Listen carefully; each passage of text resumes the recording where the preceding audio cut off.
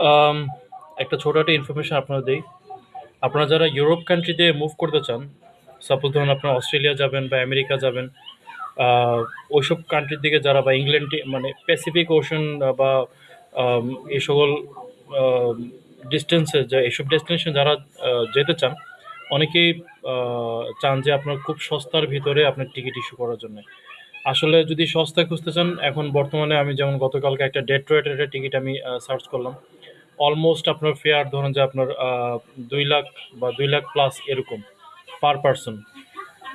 তো আপনার অনেকে বলে যে কানেক্টিং ফ্লাইট দিতে। কানেক্টিং ফ্লাইট কাউকে সাজেস্ট করি না। কারণ কানেক্টিং ফ্লাইটগুলোতে অনেক সময় ব্যাগেজ হারানোর বা ব্যাগেজ লেটে আসার একটা টেনডেন্সি থাকে।